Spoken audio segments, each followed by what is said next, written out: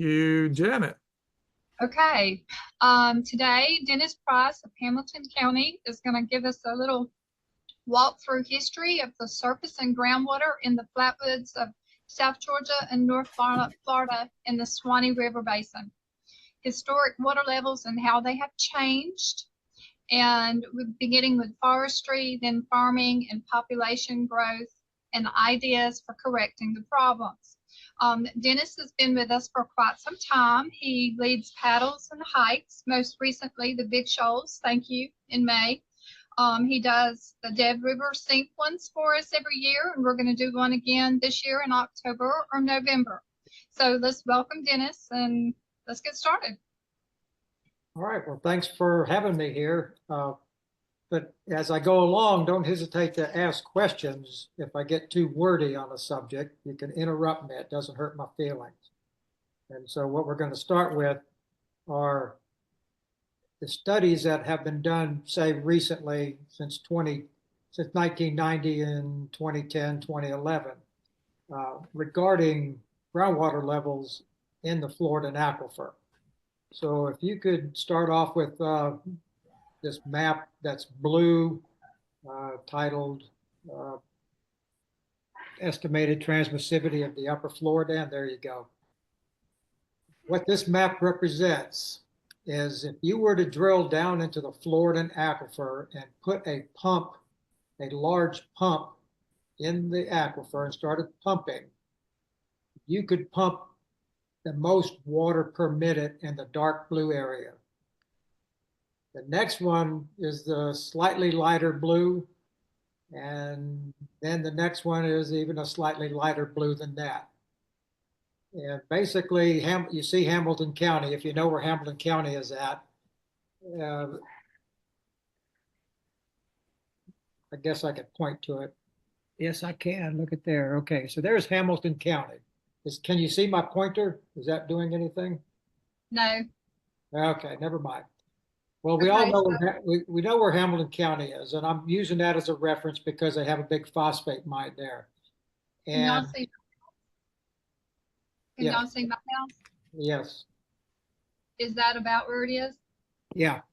Move it over to the right. Move it a little bit further. There, right about there. That's mainly the heart of Hamilton County. So they have, the phosphate mine have pumps that can pump 5,000 gallons per minute out of these wells. And that's pretty high transmissivity. Transmissivity means how fast water can move through the aquifer when you're pumping it. And so the point of this map is to show where this high transmissivity areas are in relation to high pumpage usage. And as you can see, that the second dark blue color goes all the way over to the coastline, and that's around Brunswick, Georgia. And as you come south and you get into Florida a little bit, it's slightly, you still have this high transmissivity, but you're over into Bernardina area and the Jacksonville area. And basically, what this tells you is that when people put pumps in the ground in high transmissivity areas along the coast of Florida and the Atlantic coast, from Brunswick down into Jacksonville area, that they have to pull that water from somewhere. It has to come from somewhere. It doesn't just not a well or like a tank down there that they're pumping dry. So when they pump it, water moves from the highs over to the lows, and the lows are going to be along the coast, and the highs are going to be, south of Valdosta and Hamilton and Columbia counties. And so, and let's go to this next, the brown photo with the, yeah, there you go. All right, so the USGS did a study in 1990. They presented it, and it was based upon 1980 data. And I provided this to Janet so she can post this study. But what you can see there is the is really a drawdown map where water has really been drawn down by 1980. This has nothing to do with the last 45 years. This is just what was happening in 1980. And you can see the drawdown extends all the way over into Hamilton County and all those Georgia counties around the Okefenokee Swamp. The result of every time you draw, and this is all in the flatwoods. So when you draw down in the flatwoods, you increase the drainage out of the superficial and the intermediate aquifer. So basically the drawdown around Brunswick area back in those periods was basically the paper mills. At the time, they were using a tremendous amount of water wherever they were at. And you can see the one down in Fernandina Beach. So if you go down, just south of the Florida border, there's another red dot. That's Fernandina, and that's where the Fernandina has a pulpwood mill. All right, so let's go to, I guess the next one was going to be that Cardno-Intrex study. Just go on down to whatever that number was. I think it was 25. Just scroll through there till you hit page 25. If I remember right. All right. What this map represents, and you can, so if we want to see Georgia and we want to see Florida, that's perfect.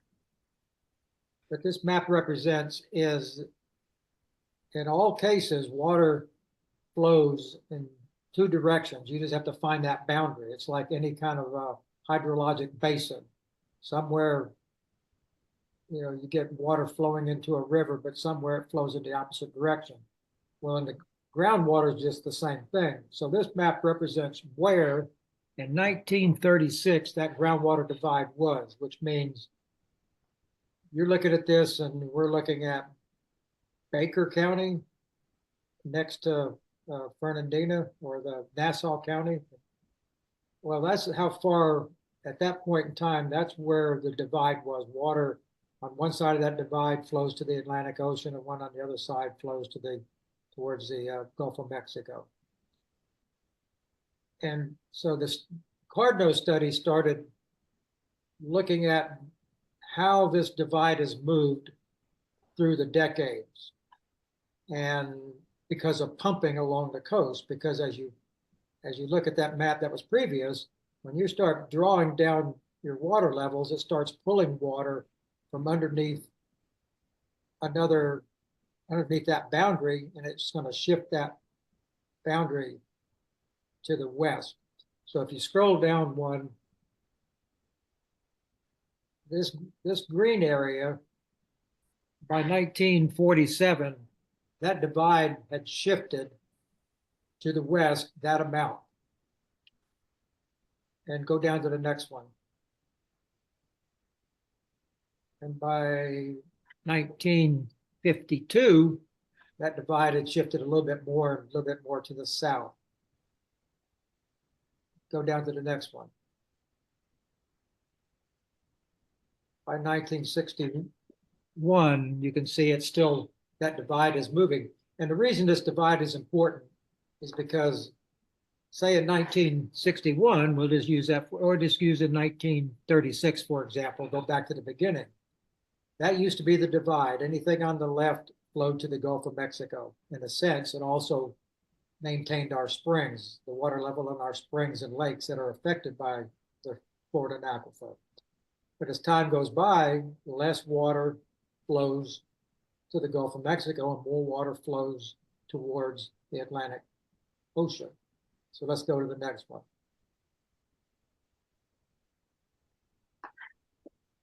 So by 1980, the date of this study, or the USGS study, that's how far that divide had moved. And this really affects things like the Isatucty Springs, because back in this period of time, a high water level in the Florida aquifer would have been, 70 feet in elevation. And White Springs outlet for their springs is about 50 feet. So it would back in this period of time, the White Springs was still flowing at the springs. Ishtuckney being way downstream hasn't been affected too much yet, but still that divide has changed the amount of water going to the west. Let's go down to the next slide.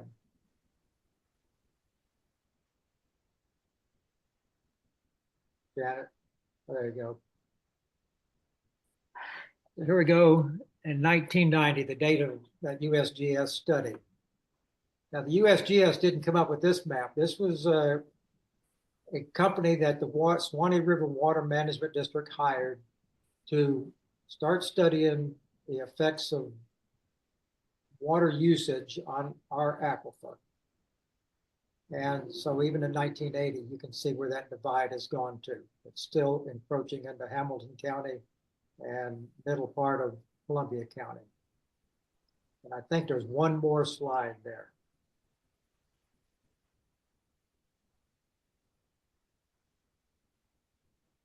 And it's just a little bit of tiny. No, I think there's one more after that. That's 1998. It does show a change, but here in 2005, this was about the date of the study that NTREX did, Cardno NTREX. And you can see the divide is halfway through Union County and halfway through Bradford County. And really this affects water that flows into the Alapaha, not the Alapaha, well, there's the Alapaha too, but mainly the Santa Fe River, Lusty Creek to some extent, because even though it's a surficial stream, or Lusty Creek, it depends upon water coming out of these swamps. And so I think that's it for the pictures for right now, but let's see what's next. Go to the next one down. Let's see what it says. The decline in the size of the groundwater basin from 1936 to 2005 was 2,000 square miles. It had changed 19.7%. And I'll get in, when this study was presented, the Swanee River District thanked the geologist for doing this, and they published it, and the St. Johns River Water Management District kind of exploded. And that can't be. We're not doing that because, you know, by this time the paper companies have slowed down, but pumpage in Jacksonville was really drawing water levels away from us. And so what the study really says is that southern Georgia, northern Florida, up in Bradford and Okefenokee area and down into Columbia and Hamilton counties, we are the water tower. We are the highest elevations in the Florida aquifer in the state of Florida. And you saw that transmissivity map, So when you're pumping, we're just a water tower for Jacksonville and, for the Atlantic coastline. And they didn't like that. And so unfortunately, some of their scientists over there, the ones that, mattered, agreed with the study.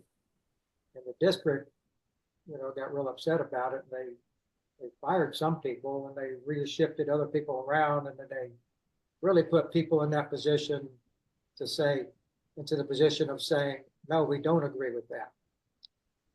The result of this Cardno study was when St. John's and the Swanee River decided to get together along with Columbia County mainly and other regional counties to come up with that North Florida water supply group that's been going ever since. They had high ideals at the beginning and, but basically I haven't seen much come out of them over the year.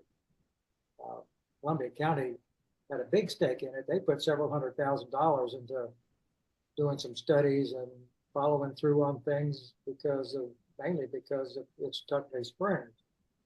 And so that's where that stood 2005. I'm not sure when that was published actually, but it's just striking that we have lost that much. And Even in 1980, it was going, and now nobody's really, it seems like nobody can do anything about it.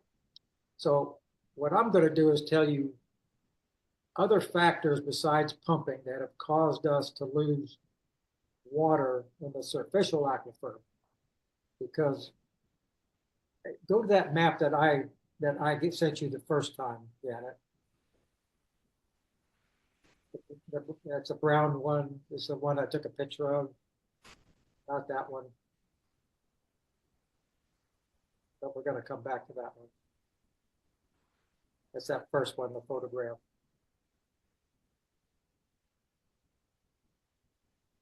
All right. What we're looking at here is the brown areas would kind of represent the northern flatwoods. And in the flatwoods, we have a superficial aquifer everywhere.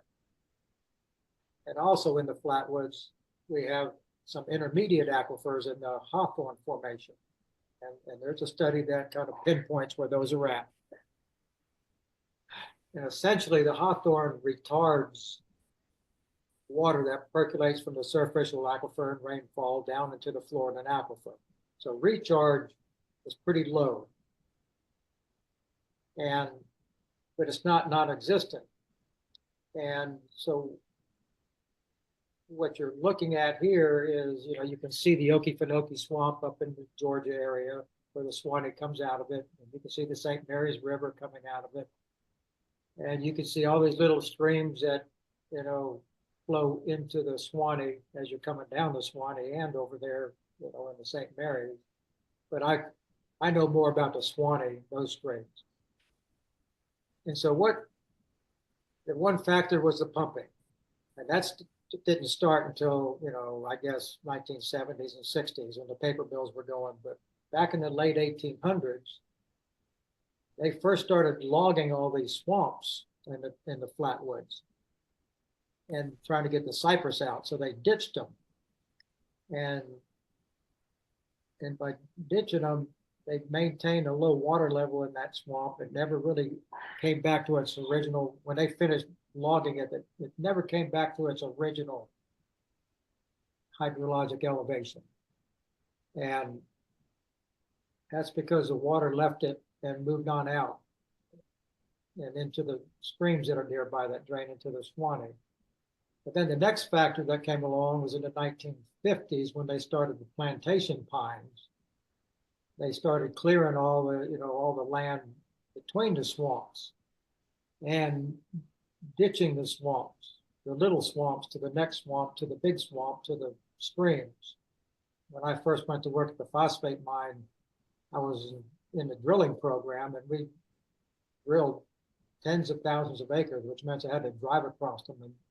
And so we're in the 70s when this happened, we were at the harvest of the first crop of planted pines. About every 20 years, 18 years is basically the cycle. And what I saw driving across all that areas was all these ditches that since that time have been muted somewhat. But what does remain to this current day when they do plant pine trees is they put all the furrows, because they bed it up, so they plant on top of the beds and then there's a furrow. But all the furrows are directed towards the nearby swamps. They don't try to keep that, they want that water to go away so it stays a little bit drier. So here's another reason we lose water, because they drain it off the surface, so the superficial aquifer is lower, and the water just shunts out into the streams, out into the Swanee, down to the Gulf of Mexico, and it's gone. And then in 1960s, the phosphate mine come along, and they were pumping water out of Hamilton County at those rates I was telling you about. And then they opened up a second mine, and they were pumping at 5,000 gallons a minute at 2 and 3 wells at a time at each mine. And truthfully, it's unsustainable. But and it's during this period when the White Springs quit flowing. Basically, I moved here in 1974. It still flowed. crystal clear. In about 1980, that's the last time I remember it consistently flowing crystal clear. And historically, because the guy lived in White Springs when he was a kid, Watt Saunders, back in the 1920s and 30s, his family had a lot to do with the spring house and the tourism. And one of his jobs was to go to that spring house. If you haven't been to the spring house here in White Springs, it's got it's got walls that are probably 20 feet tall. And then it's got openings in them. And those openings were where they've had spillway boards. So that if you wanted to keep the river water out when the river was rising, you'd drop a spillway board and the spring itself would fill up. And Watt Saunders told me once that he forgot to forgot to take the spillway boards out, and the spring water was overtopping the top of that spring house. I mean, you're talking about 70 feet in elevation, which is what historically the aquifer level was, because whatever the aquifer level is really, it reflects into the elevation that the spring is going to rise to if you stop it from flowing. And so there we have a big contributor to the drawdown, the phosphate mine. And I've been living here ever since then. I've been paying attention to these creeks and streams for another reason than I just live here and being conscious of it. They shut the Swanee River mine down in the 1990s, maybe 2000 and something, somewhere in there. I don't really know because it was kind of like a mystery, but they did. And then over the next few years, well, what happens every single year is when the river comes up, it flows into the spring house and flows down to the aquifer, keeps flowing until the aquifer is, at that point, is full enough that no more water can go into it. And then when the river level drops, all that river water starts coming back out. But along with it, it started clearing up, and it'd be sulfur spell again, which is pretty significant that I could sit in my house here in White Springs and smell the sulfur, and I'm going, boy, I haven't smelled that in 20 years. Well, it doesn't actually ever get crystal clear anymore. Oh, there's a nice shot of the spring house. That's not even the riverside. So on the other side, that wall is a lot higher. But that boardwalk up there is around 70 feet elevation.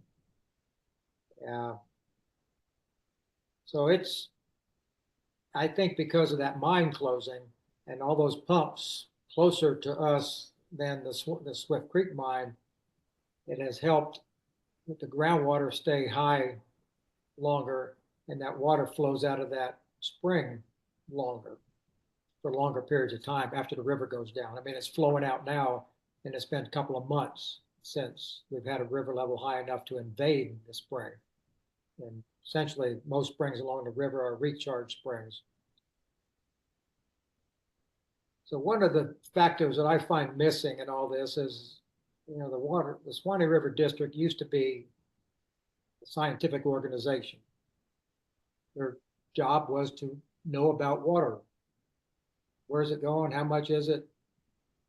But you cannot ask them what the effects of that mine shutting down and the groundwater levels recovering and its effect on the spring.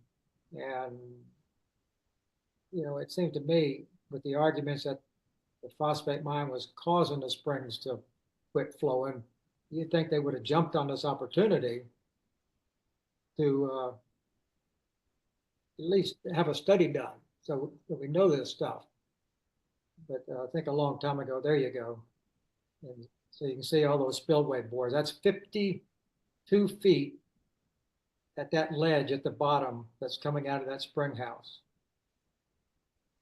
And that's, you can see in this picture it's dry.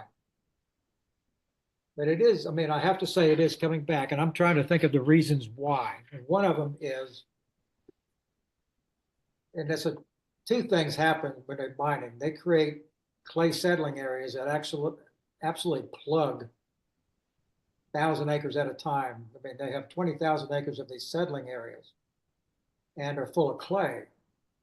And that clay does not dewater. So you can absolutely bet that there is no recharge going underneath where there used to be maybe 8 inches a year.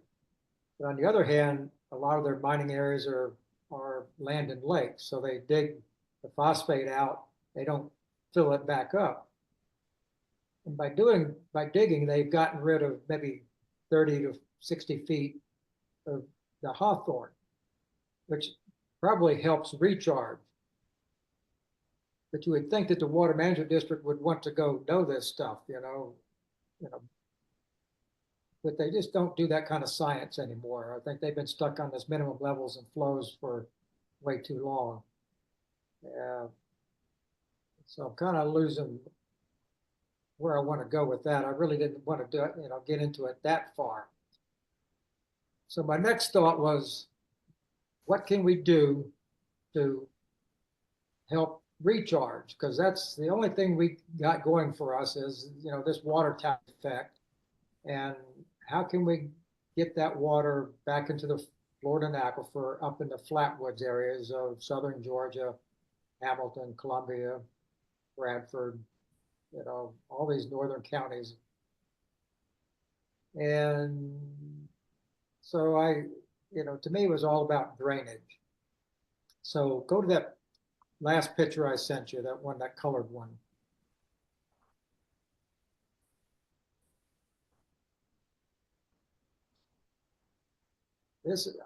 I got involved in permitting a mitigation bank in northern Columbia County, Mayfield Mitigation Bank. And I already knew this because I told you I used to do all this drilling and I could see all these ditches. But in order to have a mitigation bank worth anything, you have to restore wetlands. And so this property owner owned a lot of property. Every one of them had ditches everywhere on them. But which one would do the best good? And that's what I had to decide upon. And I picked this. It was a 2,000-acre piece of property. And it encompasses quite a bit more than what this picture is. But blue in that picture represents the lowest. This is really an elevation map. So the orange is the highest elevation, the blue is the lowest. And the green is kind of intermediate. But that big green area in the top north, or I guess the northwest half of this map is called Bayfield. It was a Bayfield swamp. That was what the mitigation bank is named after. And this one was perfect picture of somebody who drained it. Now you'd have to go back to the 1930 aerials, 1940 aerials, but this is what I was looking at. And what you would see are 3 straight lines that converge down there to where that blue line begins in the orange area.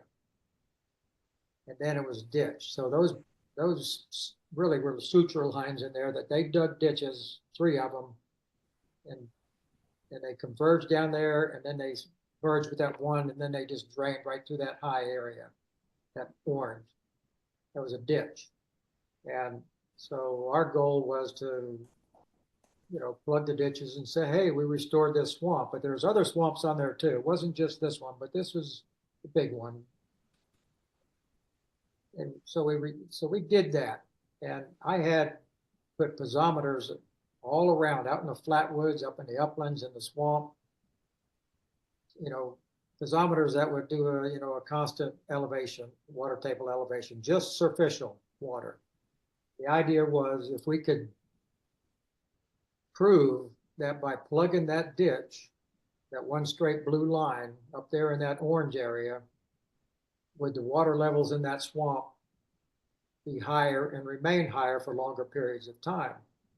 And you knew that they would be, but you got to prove this, and because and it really is irritating in some respects that the DEP would go, I don't know that that's true.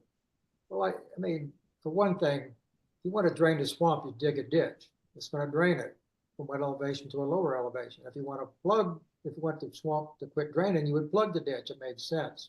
But anyway, you had to prove all this, and it all proved out true. The hydrographs, when it rained, before we plugged the ditch, it would rain, the swamp would get water in it and drain down immediately.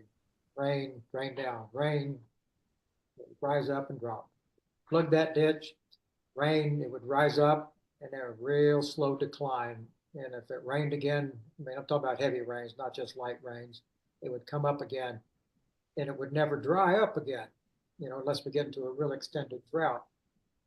So that was the basis of my thought. Well, shoot, let's go all through these flatwoods and plug all these ditches because they still exist. I mean, you can't drive across one of these flatwood ditches, where the culverts and not see it being dug out on either side for some length. But then I knew that that wouldn't work because you're never going to get the paper companies to plug any of these ditches because then the water levels are going to invade their planted pine areas. Because that's, those areas have been established since probably even though they started in the 50s, it probably didn't get really as big as they are now or as close to the swamps until, maybe the second planting in the 70s. And, they plant in the 70s, next harvest is in the 1990. So you think about it, 1950, the first harvest is 1970, second one 1990, the third one 2010, and the next one basically is 2030. I mean these are staggered, I know, but with the massive amounts that were planted at one particular time, those are still on that cycle. I mean there's others that are off that cycle, but there's plenty that are still on that cycle. And so then I said, and I don't have that map, but so then I thought, well, let's do some go away wells. It's been proven that that the water quality in these big swamps is very good at high water levels. Now, if you got a dry swamp and it rains real heavy and it starts flowing, that first flush of water is pretty, it's got a lot of fecal coliform, it's got a lot of bacteria, because animals been using it. But after a certain period of time, that water quality has improved a lot. So my thought was if you could, say up in Baker, Columbia, and Hamilton County, there are massive swamps and they all have a drainage, and at some point they come down to a stream, and that's how they exit that swamp, as a stream. And if you could go in there, drill a drainage well and put it at a certain elevation so water wouldn't get into it until that first flush is gone, and then just drain excess water, you would be reducing flood potential in the Swanee, because that's another result of all this water headed to the Swanee after big rainfall events. Flooding had to get worse through the years. So you'd mitigate flooding, but you'd also put water by gravity down into the aquifer. So I presented this, I had a map for 22 wetland sites all the way from the Georgia border around the Swanee over to Bradford County. There's some big swamps draining over there. And I said, hey, this is the solution to not having the water in our aquifer right now. We need to build it back up. There is no other way to get the massive amounts of water than this way. And the district agreed with me, the Swanee River District, and they applied and got money to try 2 of these wells.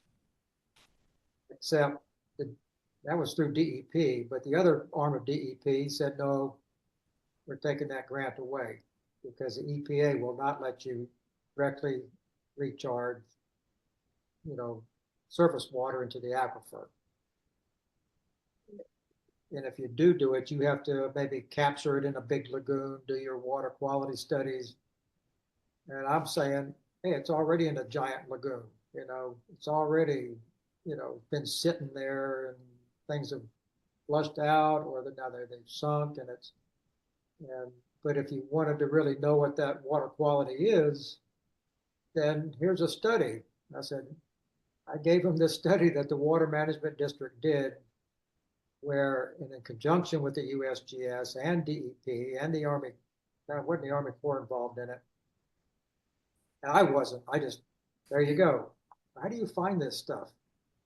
So purple on this picture are these big swamps, and so and the red dots are kind of basically where they discharge out of that swamp. So my goal was, this is how you do it. But they couldn't do it because the EPA says you can't do it. And then, so this is where it stands right now, and this is years in the making. What's the date on that? 2016? So how many years later? And this is what I think the district should do as a scientific organization, because for 5 years, Water Management District sampled every one of these little streams all through this area, every single one, not every single one of these where the red dots are at, but they certainly, did a Deep Creek, they did a Lusty Creek, they did the ones over towards Stark and up to the north. We got Sandland Bay up there. I mean, you can look at Sandland Bay. There it is. That's a 30,000 acre depression. And it drains out right where that red dot at, right onto 441, goes underneath and flows like a river for months out of the year. And if I wanted somebody to go see, this is what I'm saying, look at the volume of water you could put in the ground and you're not really preventing that stream of water from drying up. You're just taking a certain amount of it. So at this point, what I thought the district would have done would have went back and got all that data that they collected. They did water quality data with, I don't know, 25 different parameters, and they included the phosphate and the fecal and all the things you really worry about. And they did it at all different elevations. And if you could isolate the elevations where that water quality was the best at high water elevations, I mean, I'm saying that because I think that that's what would happen, and I'm pretty sure it would, then you would know at what elevation it might be safer to put that water into the ground. But what really gets me is that, let's just take Harris Lake in Lake City. It flooded out during a hurricane years back. And there was 400 acres of water drained out of it, 4 foot drained out, practically overnight. Not really, but it was quick. And I was doing some work in it, but on the other side of it from the golf course. Well, it turns out that the people they got a FEMA grant to drill a go-away well, a drainage well. And the excuse for doing that was, well, back in the 60s and 70s, there were 6 or so 6-inch wells that were installed to drain Lake Harris so the golf course could exist. So using that as an excuse, they drilled this 12-inch well. And I knew the well driller he said they had to build a little spillway to keep the water away from where their drill site. But when they opened that spillway up, because they had a little ditch dug to it, said that water poured into there and it scared them to death. They jumped back and, it just was a roaring mass of water headed down into the aquifer. So yeah, on one hand, I understand why you don't want to do it, but on the other hand, you're not checking the water quality coming out of this golf course into that lake. When the water gets high enough, that's just where it goes. So there's a lot of ambiguity as to who gets to do what. And if I'm up in the flatwoods where nobody lives, practically, and if you really wanted to do this, and people's wells did show some kind of change in color or change in coliform, then you could treat the water for them. I don't know, but some of them, every single bit of water that flows towards Gainesville goes underground. There's no outlets in Gainesville. And well, I don't even want to use the Santa Fe where it goes underground, because then it pops right back up. I don't really think it goes too far. But all the creeks coming out of Lake City go underground. Rose Creek, Clay Hole Creek, and and people live around them. And I do know that the health department used to keep records of where they did coliform problems. So those maps are out there. Somebody could study that, what's the extent of the coliform problem around, these sinkholes where, water coming out of Lake City and these urban areas go underground. And I wish they would do it. I mean, just so that they would know, and then somebody could go to the EPA and argue their point. I mean, I don't know if you as your organization, I mean, I have no problem with it, because I think it's more important to put water into the aquifer than it is to worry a little bit about, coliform. Once that water gets in the aquifer there, and here's another thought that I had. Okay, the city or the county goes to the effort, just say the county, Columbia County, because they probably would have been willing to drill one of these wells. And they can measure how much water goes down in the aquifer. Then they can say, that's our water. You can't draw any more of our water in Jacksonville, because Jacksonville's moving wells, and I've already moved them way inland because they were getting saltwater intrusion up close to the coast. So they've re-drilled, a lot closer to our area just to get fresher water. And in my opinion, I mean, how many cities in the US treat direct from rivers and lakes and streams? And just do it as a, so I say, Jacksonville, pull it out of the St. Johns River, or start doing it, supplement so you're not drawing so much groundwater. But they're not going to do that. So that sort of is where I'm at in all of this study, all of this stuff. And, and I'm just to the point where I just like to bug people about it. That's all you can do. I mean, I have no power, we can't really, but every time I see them, I say the same thing. Hey, drilling any wells in the Osceola yet? It'd be nice if you did, or at the at the ends of these. And so if there's any questions, I'll be glad to answer them. I don't know what you think about the subject. The Suwannee River District themselves do have a program going about recharging. And I know that I suggested that you try to get Warren Zwonka. He's a geologist, and he's working on this program to increase recharge in the district. And they've done a study, and I asked them for it, but I haven't got it yet, so I can't tell you what it says. But this is what the district wants to do for recharge. Build one or more 48-inch pipes going from the Suwannee River to Falling Creek. That was one of them. Yes, that's one of them came out. That was Carlos Hurd, who subsequently went over to the Northwest Florida Water Management District. I told him at the meeting that was the most foolish thing I ever heard of. I don't think they've ever officially said they're not going to do it, though. No, but they would have to, that's why not use gravity? That was my point. Here they are. They would have to put in these big pumping stations. Mm-hmm. 7 miles away. They'd have to put in pumping stations. And they actually couldn't pump it in there at really high water levels because there's so much water coming out of Falling Creek that, that sinkhole starts to fill up. Has anybody ever been to the sinkhole where Falling Creek goes underground? It's cool. It's a gorge. It starts right where it crosses under Falling Creek Road from the park. It starts entrenching and trenching and trenching, and at low water when it's still flowing, it's probably, maybe I'm exaggerating, but it seemed to me it was like 50 to 75 feet below natural grade where it actually went down into that sinkhole. That sounds like an outing to be led by Dennis Price. I don't know if it's not private property, so we'd have to put on our camouflage gear and go do that. Well, we can look into it. Yeah. I have a question. Does anybody filter this water before it goes into the aquifer? No.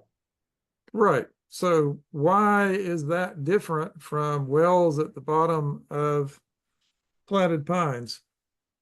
Well, the difference is the EPA says you can't directly discharge, but there's a caveat about existing drainage wells. Hmm. For those that are not aware, this is the Dead River Sink where the Alapaha River goes in here. Perfect example. What else can I say? I mean, and how Hmm. many people along, see, this is where the study would be. Okay, we know the Alapaha sink is there. How many people in that area have poor water quality because of that? And that's coming out of Georgia, farming land and, other things Mhm. as pure swamp area as, as the Okefenokee is in that area. But yeah, why don't they? Yeah, why don't they? I've tried to answer that, but I don't give up. I mean, it sounds like I'm exhausted, but I'm not. Well, we appreciate you keeping plugging at it.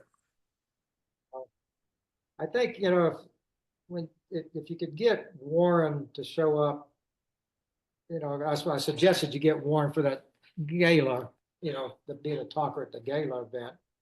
I know that what he's trying to do is take excavators and backhoes and go down into the sinkholes, especially around, Lake City, Cannon Creek. I mean, they're full of debris. You know how it is up at Dead River at the sinkhole. I mean, there's just giant amounts of debris. Well, if he cleans these sinks out, then more water will go into them. You know, but yeah, it's something I'd like to see it happen. I mean, you pump, if you get that water elevation in, up in that flatwoods, northern flatwoods, even if you got it up to 60 and 65, you'd really see an improvement in White Springs, uh, and it's Tuckney because they've lost water. That divide there has kind of moved. So Well, I'd be happy to bring it up with the district again. You know how well they listen. yeah, I'll never stop. And we could see about getting, I think, Warren, you said next year. This year, we have a relevant speaker, Rick Davis, who's was before and is again the chair of the 12 County Task Force about sewage coming from Valdosta and other locations such as Quitman and dairy farms in Brooks County, which are greatly improved, by the way. And he's, of course, very concerned about well contamination in Madison County. You got to wonder, one of the reasons it's so hard to tell where does it really come from is they don't have a baseline before all these Valdosta spills. Where are they getting contamination before and where was it coming from? How far back would they have to go to get a baseline for with Lacucci? Good question. I don't know.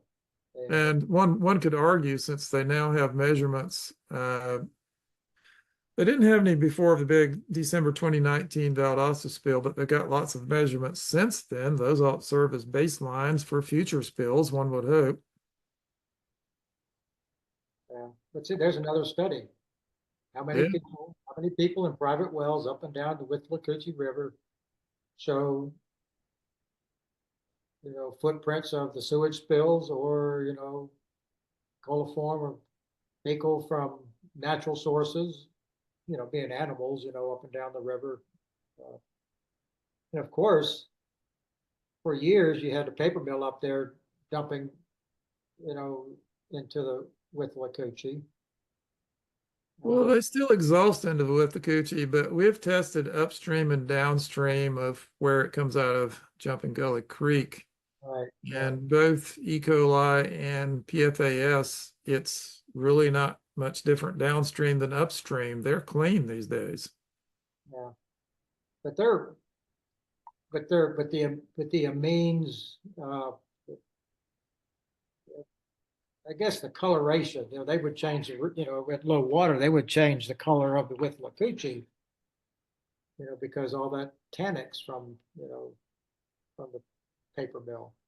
Well, it seems to have greatly improved. Similarly, as I mentioned, the dairy farms in Brooks County, they had no idea they had a problem until we did all that testing. And we even got Florida DEP to help, as you know, by doing DNA testing. And once we took it to the dairy manager, he was shocked, horrified, said they wanted to be part of the solution, and they have been. It's much better. Mhm. Even the city of Valdosta, I have to say this, they have greatly improved, and they've let bonds for $67 million in municipal bonds that they're using for water and sewer projects. They got a huge problem. It's still going to take years, but it's better than it was, and they're working on it. The city of Quitman, on the other hand, they got no money. They can't get any money because their books aren't in order. So don't be surprised any big rainstorm if there more stuff comes out of Quitman. So there's still issues. And, don't think Florida is immune. There are cows that walk right down into the Withlacoochee River from Hamilton County. I can show you exactly where. You probably know. And there's another one on the Swanee, Sugar Creek over there where 129 crosses the Swanee going to Jasper. There's Mhm. Sugar Creek has, cattle on the north side of it. There you go. Every Sugar Creek is a euphemism, isn't it? Yeah. And of course, then there's Suwannee Dairy, which is inland a bit from the Suwannee River, but you have to wonder, they have fields where they grow food for the cows. You have to wonder how much of fertilizer is leaching from that. And nobody knows because, we don't have volunteers testing that stretch of the Suwannee, and the state of Florida is deaf ears if you suggest the state should be doing that. Yeah. Well, Now, I'm glad the effort y'all put into it. I say y'all, I mean, I don't put the effort. I'm just, do a donation so you can have money, but donations count. Yeah. Membership director there, Janet, says donations count. volunteers count. That's right. And speaking of, testing wells in Madison County and such, sounds like that's something we should be trying to work up some grant applications for, don't you think, Janet? Who exactly to apply to is always an interesting question, but let's see what we can come up with. Yeah. Yeah. I mean, I just say you just can't stop, if you got an idea and it's, if there's a problem and you have an idea, I think you just need to keep after it, and somebody might meet you halfway sooner or later. Hmm. Well, I mean, water quality testing, for example, I'm one of the people that never wanted to do it. But after that huge Valdosta spill, we'd sort of started doing it, basically because Gretchen decided to learn how to get it done. But after that, we got volunteers, and shortly after that, we got funding. We're far too dependent on one source, which is, believe it or not, Georgia Power. Yeah. But it happened. It came together. We need to diversify the funding. We need more volunteers, but it's happening when before it wasn't. So sometimes, it just comes together. So we'll keep at it. We appreciate you keeping at it. How about Matt? You got any questions?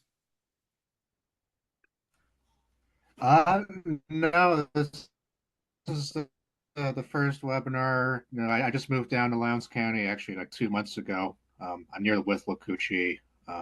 My family's been here for a while, and I've been really, concerned about like the Okefenokee in particular. Now I'm just here to learn and see what I can, do to help and start volunteering. Oh, Well, well, we got with the Coochie Paddle coming up this Saturday. It's in Florida.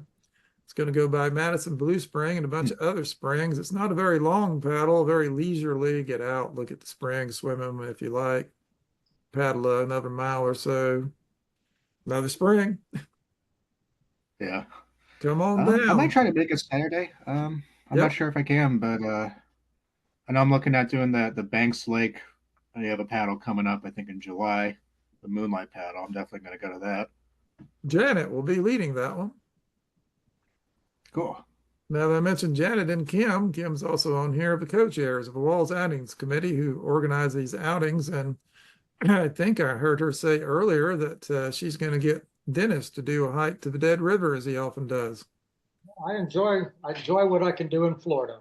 So And how about the Falling Creek? Yes, I heard you. It's probably private. We'll look into it. to look at the property boundaries, see who owns what there, that would be, wouldn't be a really long day. It'd just probably be walk up and see the falls and go over and walk down to the gorge. But, Not everything has to be long and difficult. I'll check property, see if the district bought any of that or who owns it. All righty. And of course, regarding the Okefenokee, Matt, you've probably noticed we've got 2 Okefenokee things in November and December scheduled. Mm-hmm. One of them is Paddle Out to Floyd's Island in the middle of the swamp, the farthest you can get from any road in the state of Georgia. Darkest sky you're going to see anywhere in South Georgia and North Florida. Awesome. Mhm. And also those publications, that USGS publication, read that. A lot of his pictures. I mean, I do better with pictures without having to see everything. But this is where this whole thing started with Entrex, Cardinal Entrex doing that study. That it's a this point and shoot type of a presentation, but it's there. And they use the USGS data, and they went down there, did their own analysis on things, and that prompted this North Florida Regional Water Supply Organization. That's still in effect because I see their name, on the Water Management District website, but I never hear anything about their meetings. They did another refresher of it. I think it was last year. I went to their meetings. I suggested the usual stuff and got the usual no response. Hey, let me introduce you next time. Yeah, that'll help. I'm sure it will. I can tell them that here's a guy that can annoy the hell out of you, but everything he says is pertinent. So Mhm. you may not want to hear all this stuff, but it's absolutely a fact. And not only do they know this, you're actively involved every single day studying and looking into these things. You're not some kook. Because I've been at these district meetings where kooks show up, Mhm. when I was working for the district. So I know how they can bury people just by no response whatsoever. Yeah. Well, this is one of their maps. You probably remember this one. This is their North Florida Regional Water Supply Plan study area. The blue is the particular where they use data. That's one of them. This is a potential evaporation map. Isn't it funny how all those water basins seems to flow to the southeast? Well, Has to. You're going down from the fall line. So I guess those basins do have to flow. well, the ones in the Swanee River Basin flow pretty much south, but once you get I can see the turn they're making. Yeah. right north of that, they all go southeast into the Atlantic. But the Withlacoochee, for example, flows pretty much due south, ditto the Alapaha. The Swanee, of course, is kind of winding, but pretty much south, and the Santa Fe goes pretty much due west. Well, I can tell you something else by looking at this map. Mm-hmm. Everybody talks about how big the Florida aquifer is, and it's true. But Mm-hmm. if you were to see, let's say, go to Savannah, south of Savannah, over to the Apalachicola, Mm-hmm. it's what historically was called the Apalachicola embayment, or the Swanee Straits. And Mm-hmm. it was a feature that was like the Straits of Florida between Cuba and Florida. Mm. And it's why coastal sediments never hit the limestone till that feature was filled up with continental sediments. And that's when the Hawthorne started encroaching into the Florida limestone. But the result of that is that really deep trench.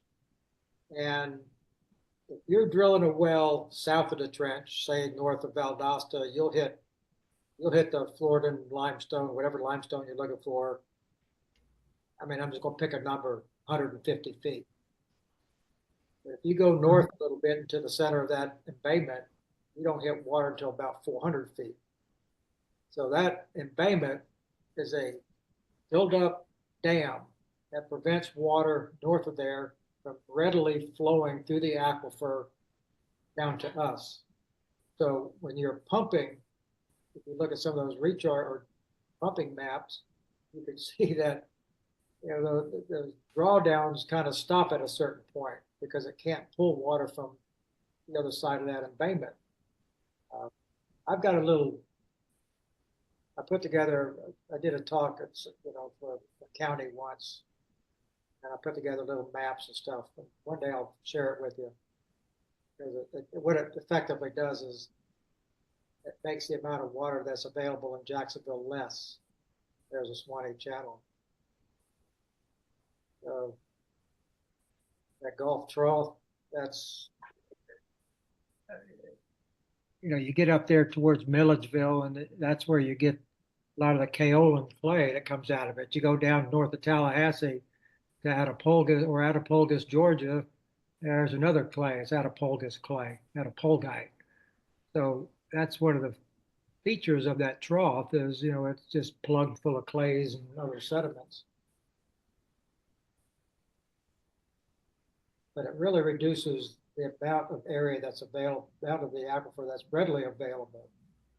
Because if you look at the maps that I have, show potentiometric highs just building up on one side of it, just like a dam. Water levels are real high, and then it's on the other side of it. They start down and back at around 60, 50, and then go to the coast. Atlantic and the Gulf of Mexico after that. Anyway, I appreciate the opportunity. If I can clarify anything, just let me know. I feel clarified already.